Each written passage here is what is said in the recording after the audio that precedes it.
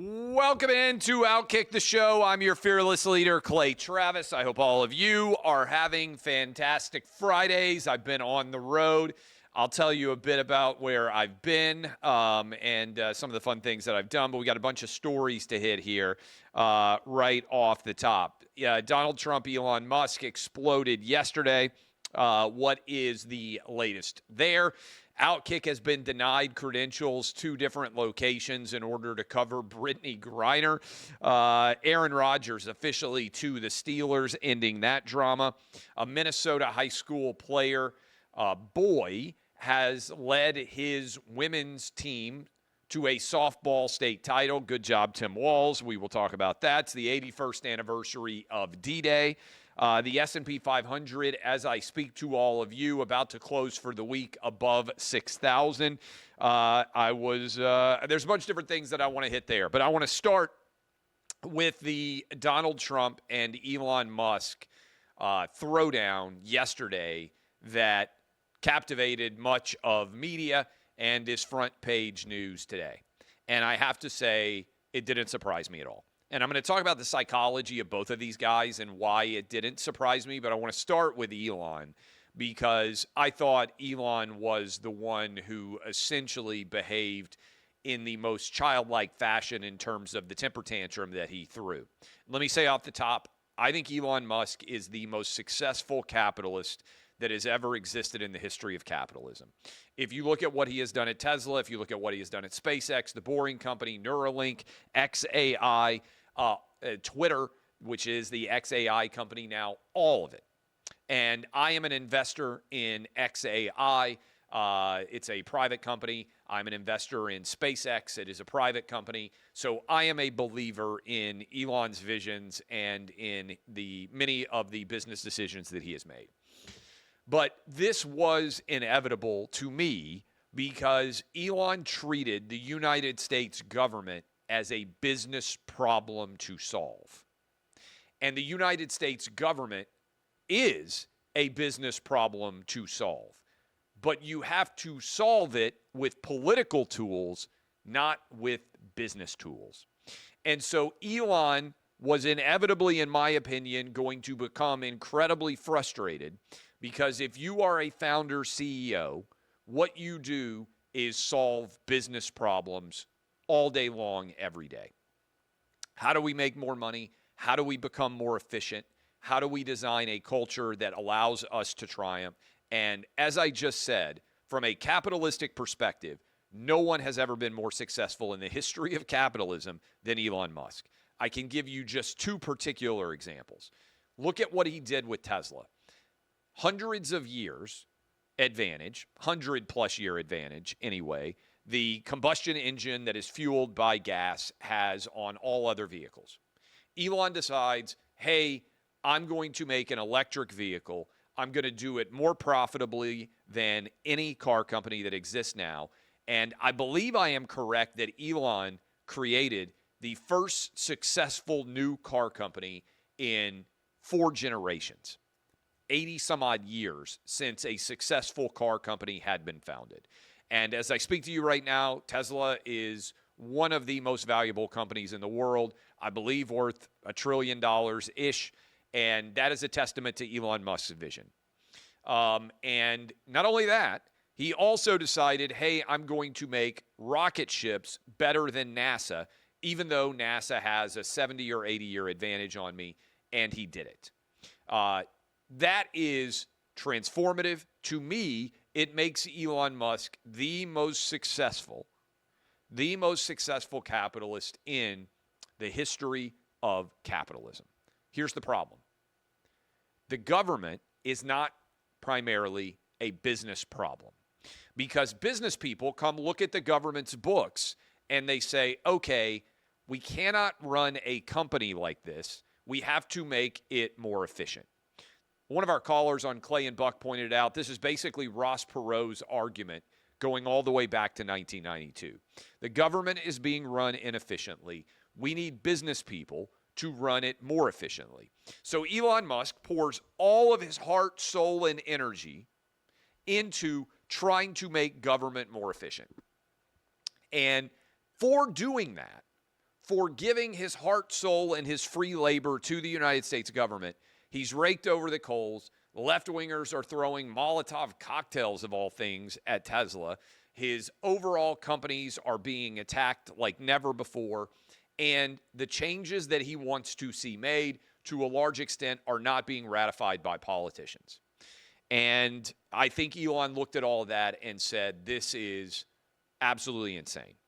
And so I think he wanted to move fast and break things, as he has done throughout his career as a business leader.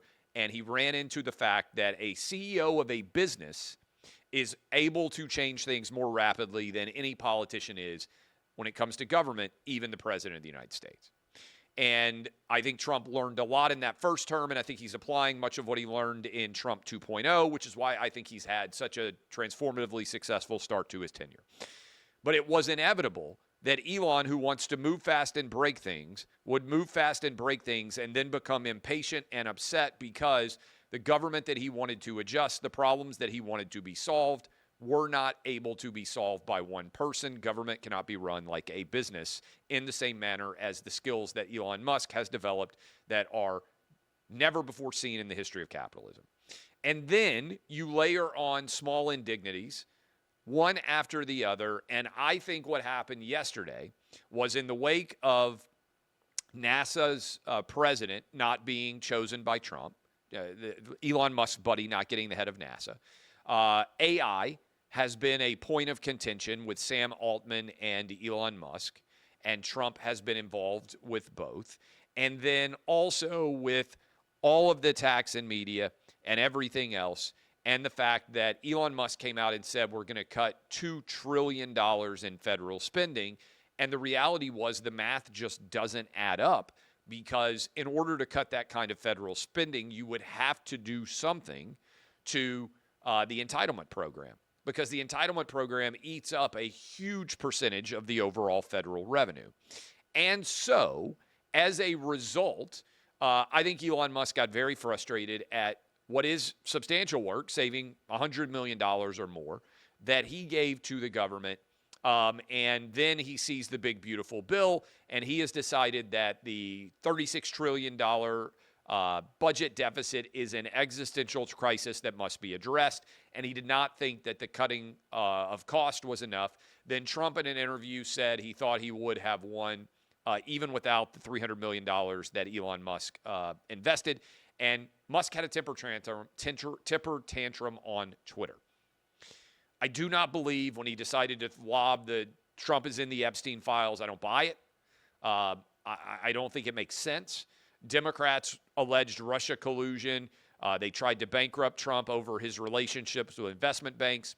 They tried to put him in prison for the rest of his life over classified documents and over how he paid a porn star for an alleged sex act. Everything that Trump has done has been covered with a fine-tooth comb. You think that Democrats just decided, hey, we've got all this evidence of illegal behavior from Trump relating to Jeffrey Epstein, and we're not going to touch it at all? It just doesn't add up. I'm sure Trump knew Epstein. I'm sure they traveled in the same social circles. They may even have dated some of the same girls at some point in time. But the idea that Trump was in some way involved in criminal behavior with Epstein, based on how Democrats have treated him in the past, it just doesn't add up. And so I think Elon Musk decided to have a temper tantrum. I think he thought that levying that accusation against Trump would be a catastrophic and ultimately seismic allegation that was impossible to ignore. And I think he behaved like a petulant child. And I don't think it reflects well on Elon Musk, whom I like and whom I believe is, again, the greatest capitalist to ever exist in the history of the world. But it doesn't mean that you're perfect. I've got all sorts of flaws, tons of them. You've got all sorts of flaws. If you were watching me right now, every human has both strengths and flaws.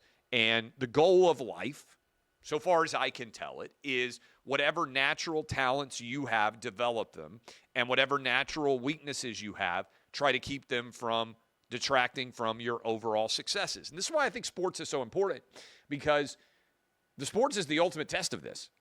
So long as your problems exceed your talents in sports, you'll always have a job. And I think Elon Musk's talents far exceed his problems, but it doesn't mean he doesn't have problems. Doesn't mean Trump doesn't have problems. Again, I have lots of them. You got lots of them. Your kids have lots of them. Your grandparents have. Your parents do. So anyway, I think Elon Musk lost his temper and threw a fit on social media. And I think that he regretted it by the evening that he had thrown a fit. And I give Trump credit because I actually think Trump has been the adult in the room here.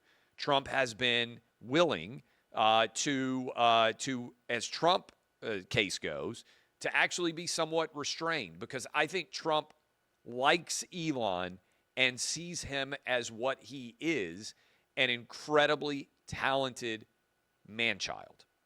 And what I mean by that is Elon is maniacally focused on the business side when it comes to having success with rockets or with cars or whatever he's building right now. But that doesn't always translate to interpersonal relationships. And I think Elon is sometimes bad at the interpersonal relationships, which in many ways are the foundation of politics, which is really just a collection of interpersonal relationships which allow you to try to do things. Politics, in many ways, is a management job. Being an iconoclastic founder is very often an individual job. Doesn't mean that you don't have to manage people, but it is you are the leader, people follow you in an entrepreneurial mindset. And so I think what's going on there is the conflict between how government and politics are run and what Elon has had success with in the past. Now, I believe that Elon's decision to buy Twitter is probably the most impactful decision of the 21st century in terms of media. Because I think what Elon did with buying Twitter was create a social media company that allows the actual marketplace of ideas to exist. And the better argument should win in the marketplace of ideas. And Elon's commitment to the First Amendment and to the larger marketplace of ideas, I think has the possibility to be transformative. And so whatever Elon does from this point in time, I'm supportive of. And I hope that Elon is going to continue to have incredible success, not only in business, but also in helping to ensure that humanity becomes multiplanetary. And in hoping and helping one day for the United States, which is the foundation of freedom in the world, to be in better and on better financial footing than it is. So that is my analysis of Elon. It didn't surprise me, the fact that Elon and Trump's relationship lasted as long as it did. Remember, it's only 10 months.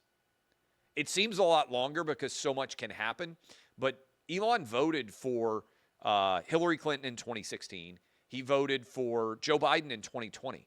Elon didn't endorse Trump until July 13th, 2024, after the assassination attempt. It was important. I think Trump won a bigger victory than he would have without Elon Musk's support. But I think Elon added on more steam to help Trump win, and I give him immense credit, Elon, for the effort that he put into it.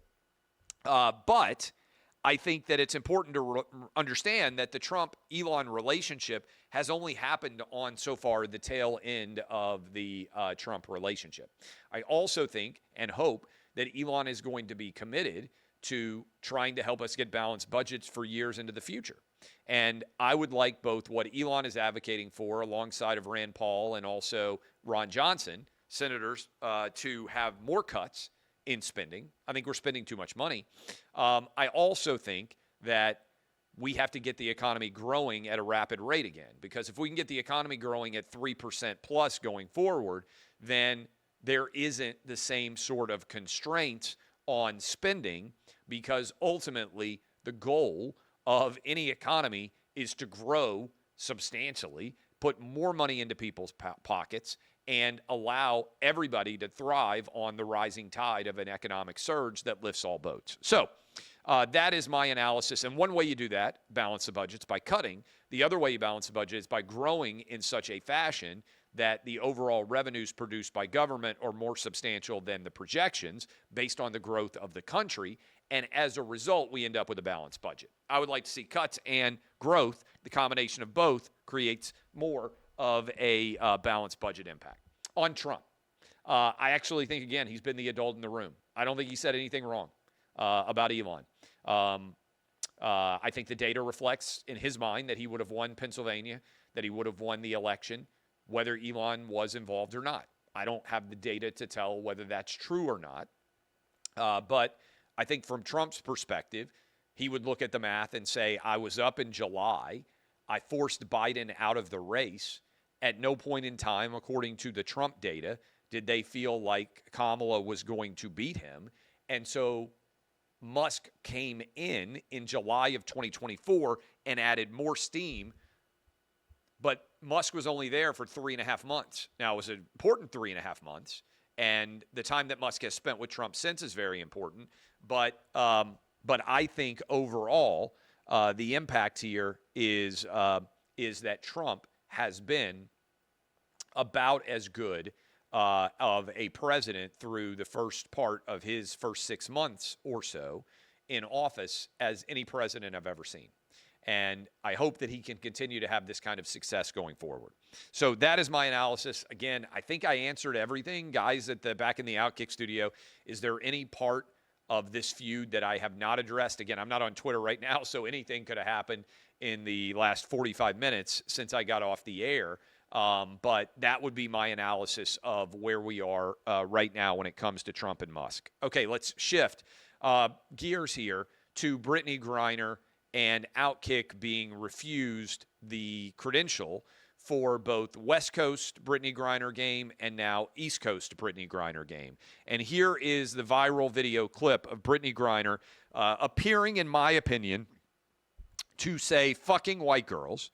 She, through some, she's not really commented on this, which we'll get to, but my opinion, watching this a ton of times, I saw it posted by Bobby Barack from OutKick initially. It appears to me that Brittany Griner says fucking white girl or white girls. Let's play that video full screen.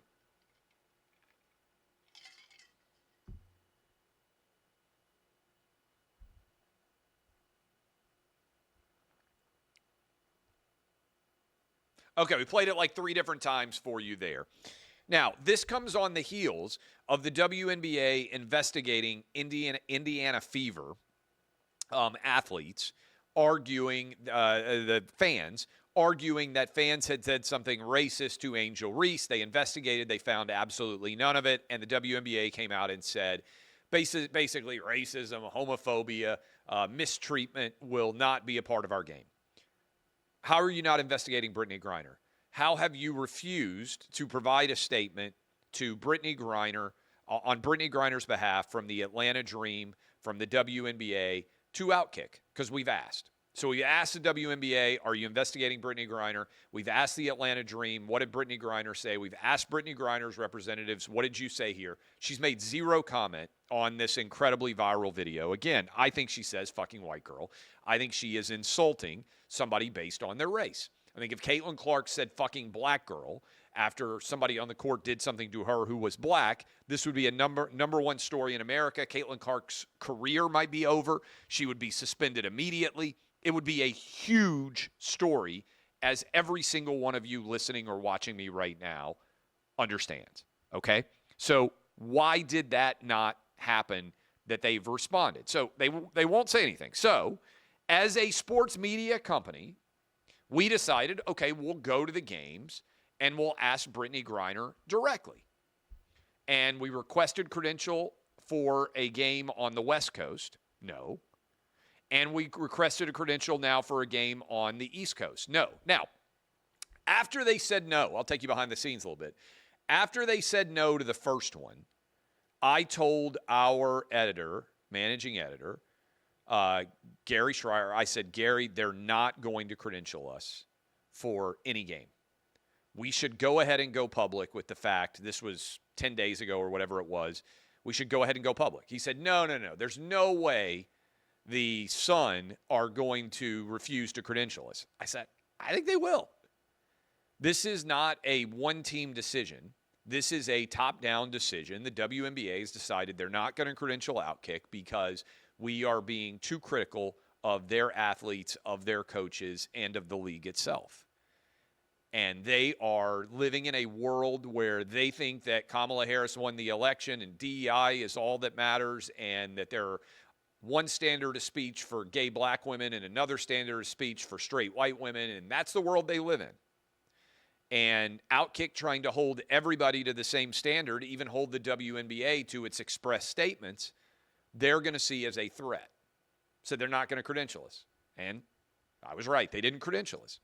But I do think, and by the way, I don't know how many places are covering our not being credentialed, but I said yesterday, as that we got ready to share this story on the morning, I said, look, I think it's important that, and I'm going to lay it out for you, the NFL, we have ripped NFL players and teams and coaches and executives to the high heavens.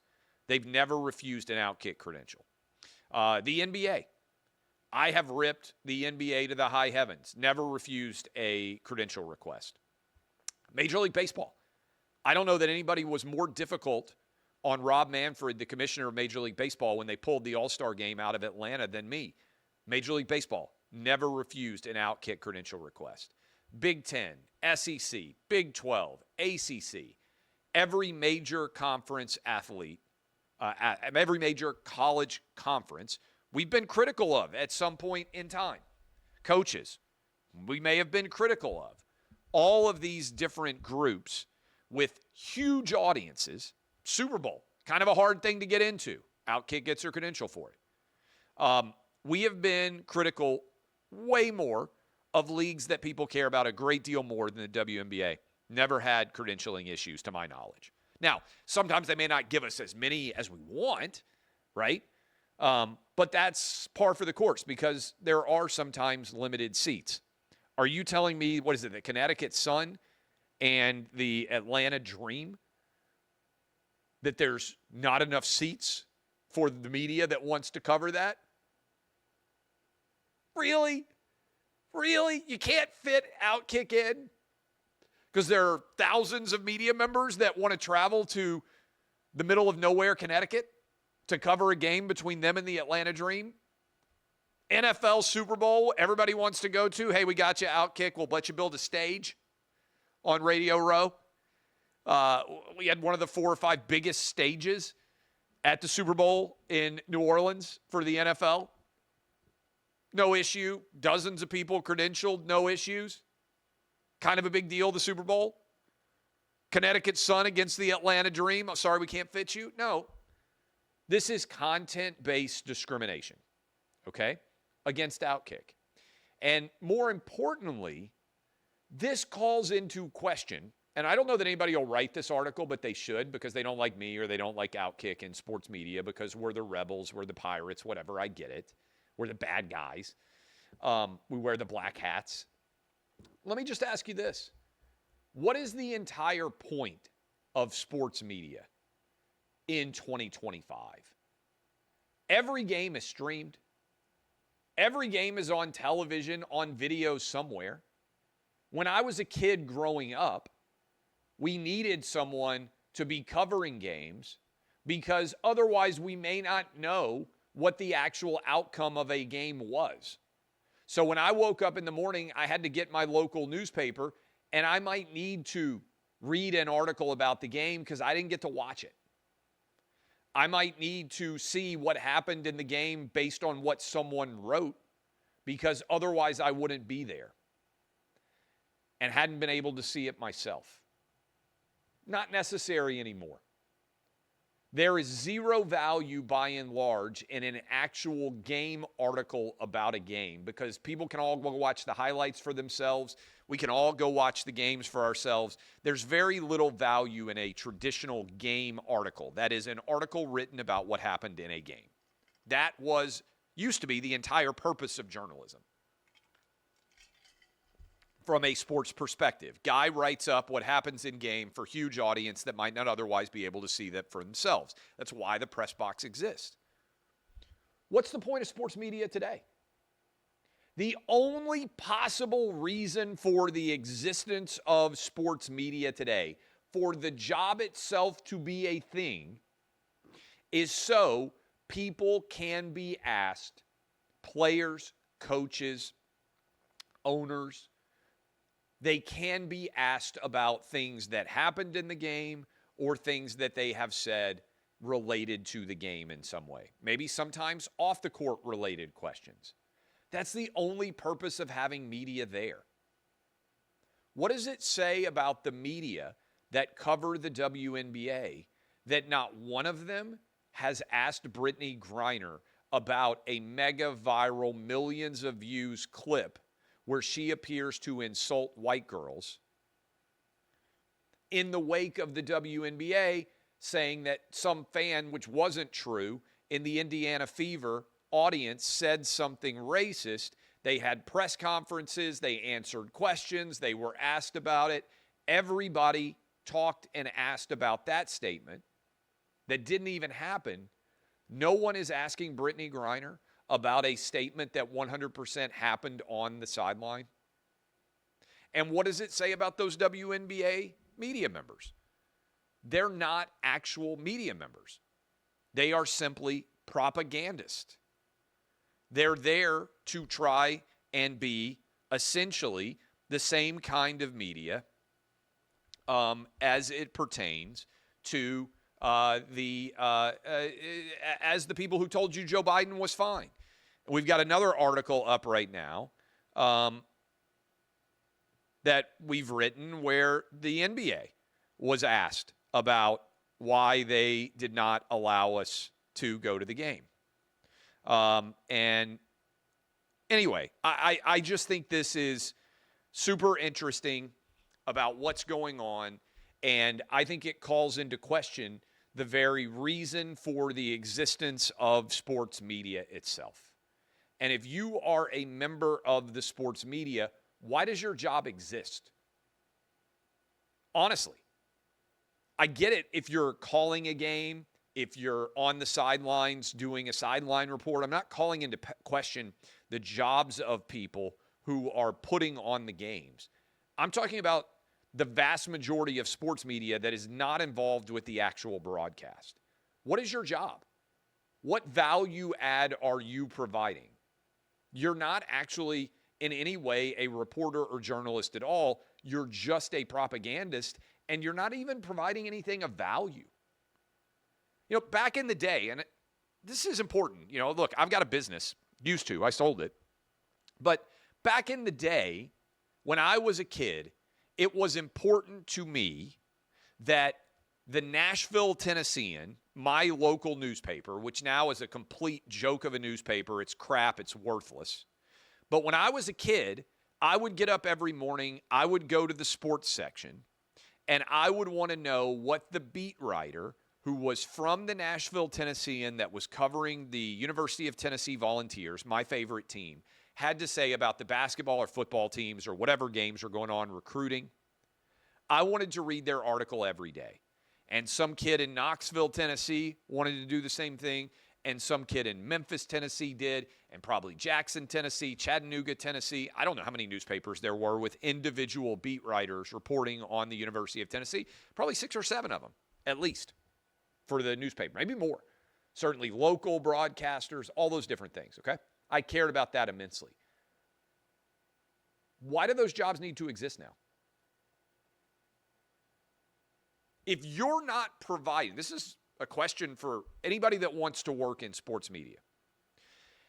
They had unique access to newsmakers, and they could report what those newsmakers said, and otherwise I would never know when I was a kid growing up.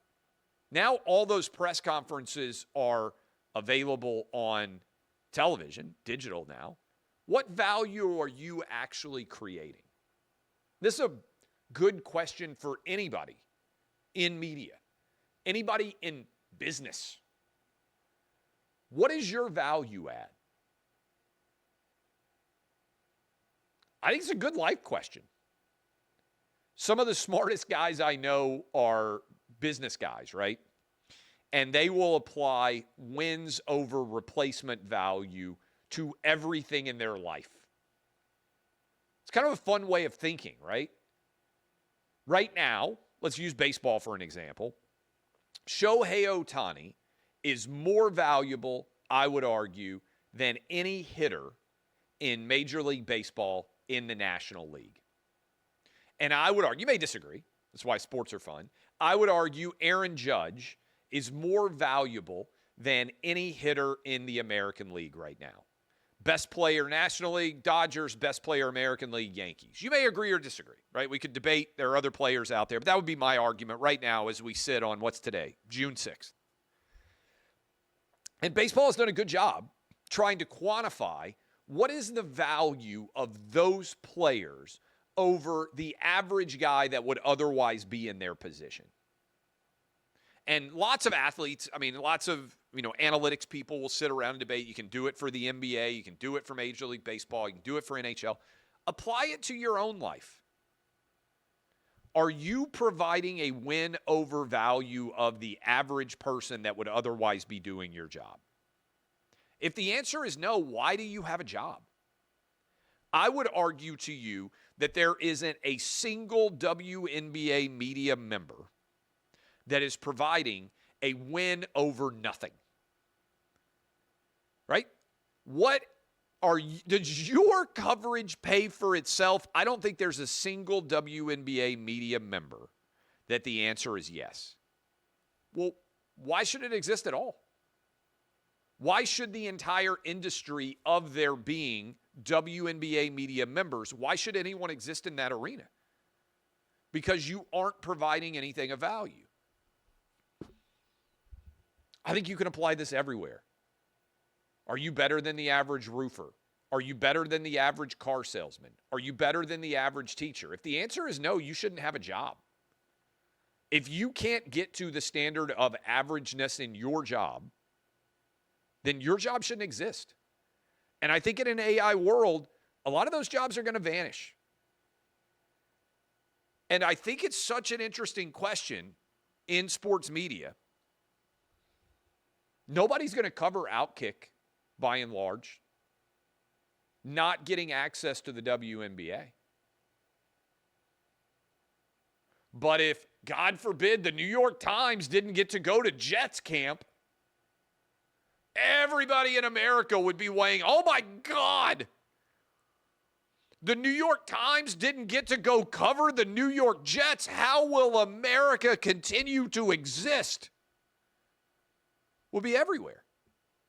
Yet that New York Times Jets reporter is not going to provide anything of any real value. Most beat reporters this day and age provide nothing of actual value because their information has almost no value because it's widely distributed immediately. The kid that I was that had to wake up to read what the local beat writer said about the Knoxville, Tennessee, University of Tennessee, my favorite team growing up, athletes, they had a premium product that was not widely distributed. I had to buy the newspaper to see what they said. All I got to do now is put on the freaking press conference and watch it for myself. And so I think all of this getting layered together is a profound example of why OutKick is thriving and why everybody else in sports media, by and large, to a large extent, is collapsing because they don't even do the most basic thing, which is ask a person in a prominent position a question about something that they did that is receiving substantial attention because they're afraid if they do it, they won't continue to get access. But what are you doing with the access you get? Nothing. I think it's a big story. I really do. And that's why I had Dan Zakrzewski on Clay and Buck today to talk about it. And that's why I hope other people will start to have a discussion surrounding it. Do you want sports leagues and teams to protect their athletes from having to answer questions about things that they do in public? I don't think that should happen. And look, I think you can say, oh, well, Trump, but Trump answers more questions from the media than anybody. So if Brittany Griner were getting asked this question by tons of other people, as have had the option to do and no one has done, then I would say, okay, there's something to this. But I actually think it's connected to the same reason that Joe Biden was protected from having to answer real questions, because most media, and I think it's way more so on the left than it is the right, but there are people on the right too, but most media exist to be propagandist, not to ask real questions, not to hold people accountable for principled reasons, just to be propagandist. So that is my thoughts on that. By the way, I've still got a bunch. I'll try to be fast as I roll through these other topics because I'm fired up about this one. I think it's significant. Today is the 81st anniversary of D-Day. I hope you take a moment to stop and think about it. I hope you contemplate what that might be like and what 81 years after that day true bravery represents. Physical danger, putting yourself on the line. I believe there's 66,000 American veterans, was the number I saw this morning, who are still alive, who served in World War II. I hope you were fortunate to have met some. I hope you have had conversations with them. I hope you have said thank you.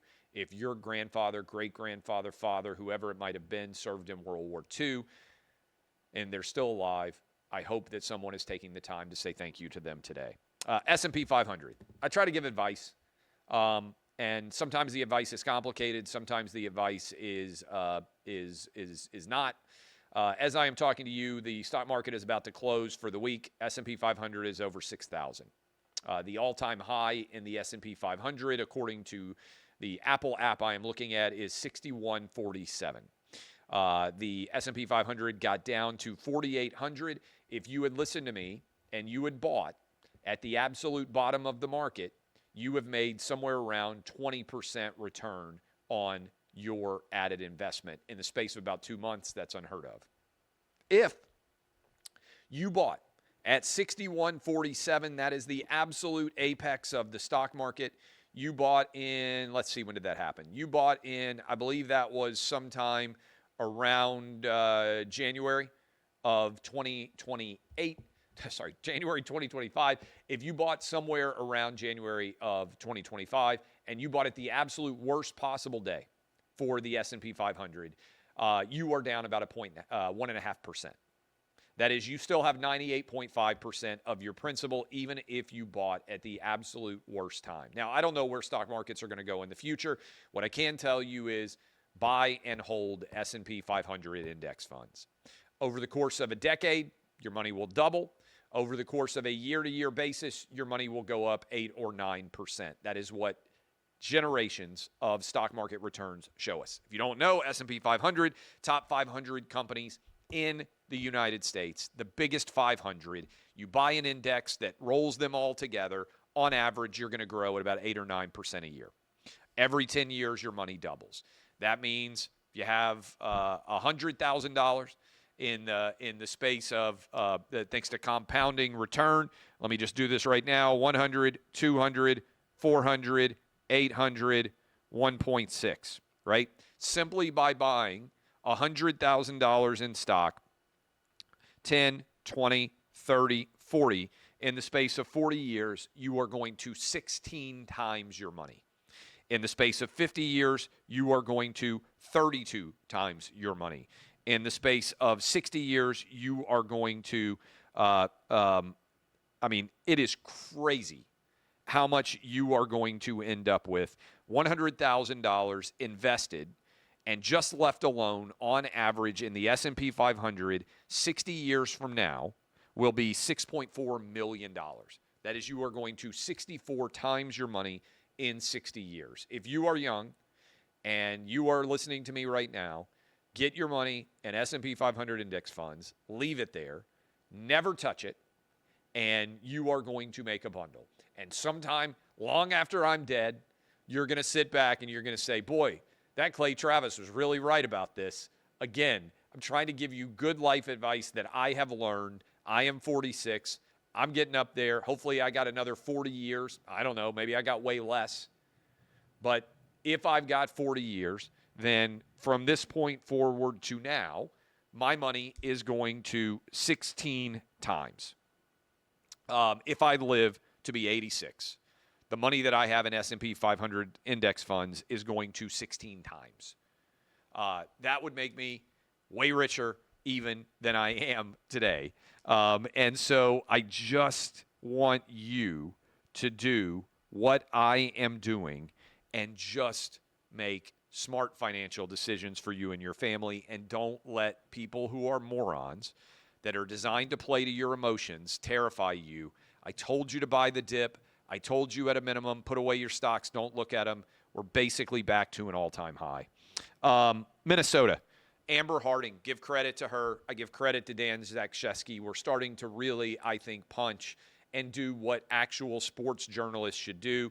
Amber Harding was up in Minnesota for the high school softball pitcher, who is a boy, to win the Minnesota high school championship. Do we have the video available that she posted? This is Amber Harding covering the Minnesota 4A, I believe. Guys, correct me if I'm wrong. 4A championship. Here is the moment when the boy got the final out and all of the girls celebrate. There you can see it. Credit to Amber Harding for going to cover it. Smart business decision for us to actually do sports journalism and cover something that a lot of other people are going to pretend is not happening, including Governor Tim Walz. Look, this is indefensible. You have a boy who won a girls' softball championship as a pitcher. He was virtually unhittable in many of those games against the best girls' softball teams in America. This is exactly what they tell you is not happening, and yet it continues to happen everywhere. While I was on vacation, a California track star boy won 2 state titles, while in Washington, a boy won another title. Let me be clear, stare directly into the camera and tell you where this is headed.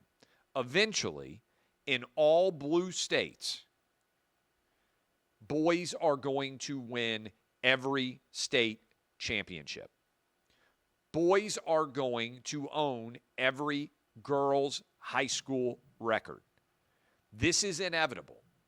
It is happening everywhere, and it is happening increasingly everywhere. This is wrong. Okay?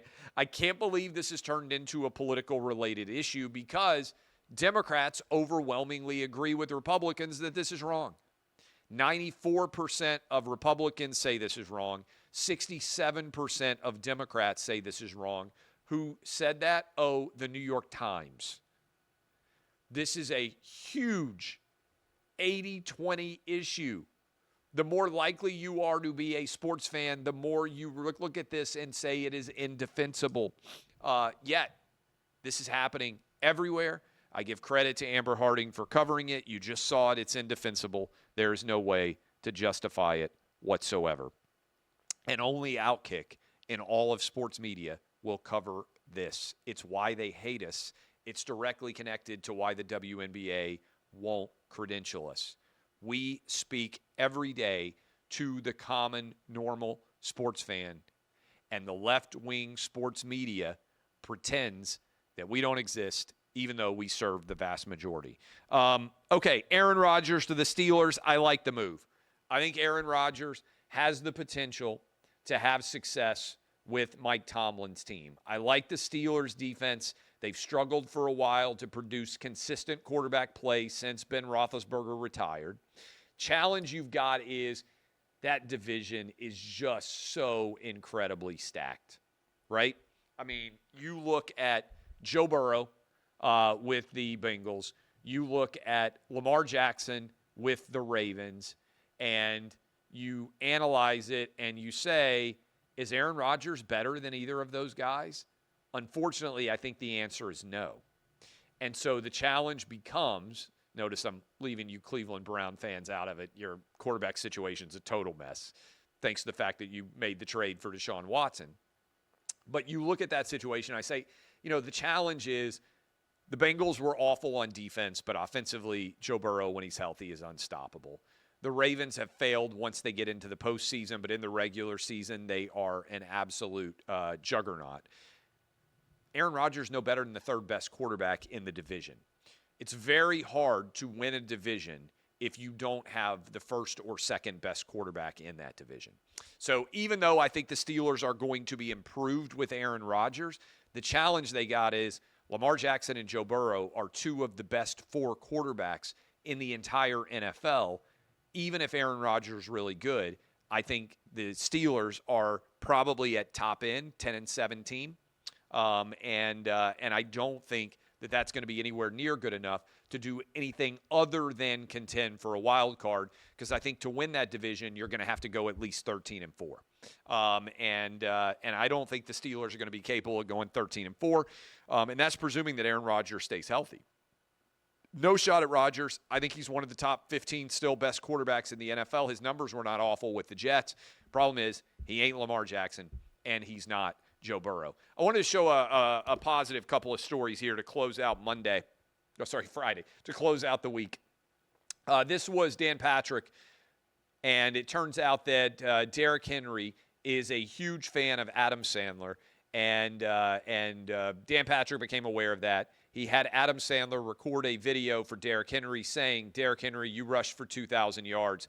I'll give you a role in my next movie. Happy Gilmore 2 is going to be out soon." This is what that video looked like. Dan Patrick and Derrick Henry and Adam Sandler all conspiring to make everybody smile. Watch. Hey, Sandman, it's Danny. We just had Derrick Henry on, and I made some promises. I said if he rushed for 2,000 yards this season that we would put him in a Sandler movie. No pressure. And he said that he's a big fan. I want to know if you could do a video and just say congratulations and whatever. Just you be you. And I'm going to pass it on to him. But he's a huge fan. He saw my hoodie that I have that has the Happy Gilmore 2 on it. And so he was very excited. But if you can do that this morning, that would be great. I'm doing the show until noon Eastern, and then I'll wait to hear from you.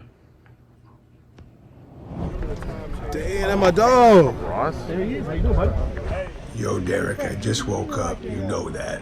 That's why I look disgusting, on top of the fact that I am disgusting. But I love you. Congrats on everything, baby. 2,000 yards plus this year gets you not only in the movie, but we have a nice dinner together and talk about Dan Patrick's facial hair and how hard it is for him to grow it. I love you. Keep it up. This guy says hello. Oh, that's what's up. Apparently he's itchy this morning. He's scratching himself on the wall. I'm in a hotel right now. I'm sure you've been in a few. Okay. Love you, buddy. All right, credit to Adam Sandler. That's a happy thought. I also wanted to give you 2 reviews. You may be able to tell that I'm supremely tanned. I was on the road. My kids all graduated. Had an 8th grade graduation, which I talked about. Got a junior in high school that just finished. Hope he's a rising senior. So next year I will have a senior, a 9th grader, and a 5th grader all in school. But I took them all on vacation. We went to Universal Studios. They love amusement parks. I love amusement parks. We went to Universal Epic Universe, and it was great.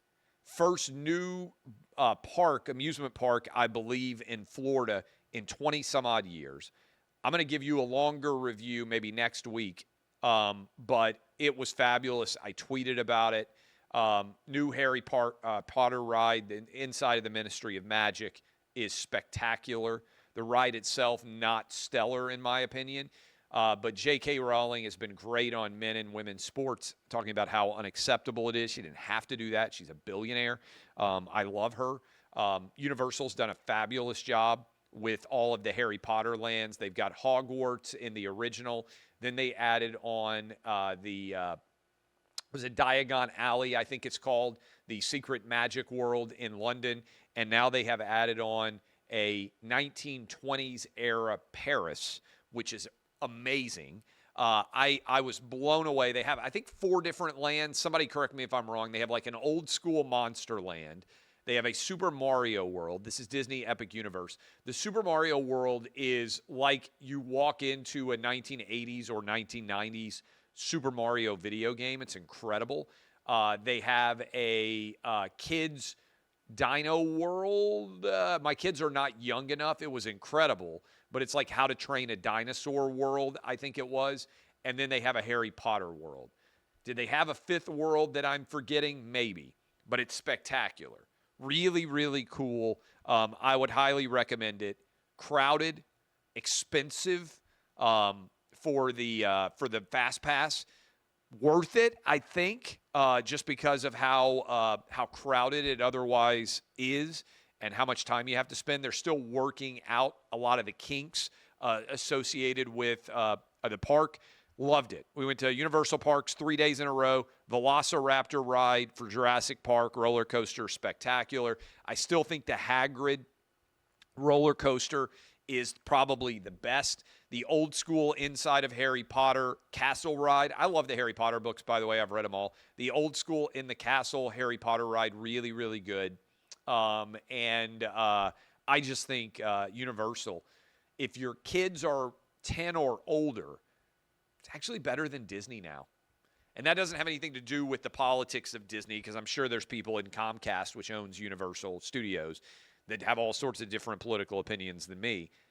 I think if your kids are under 10, Disney is probably still the better choice. Probably, although I can't really judge it. My kids like Universal more than Disney now.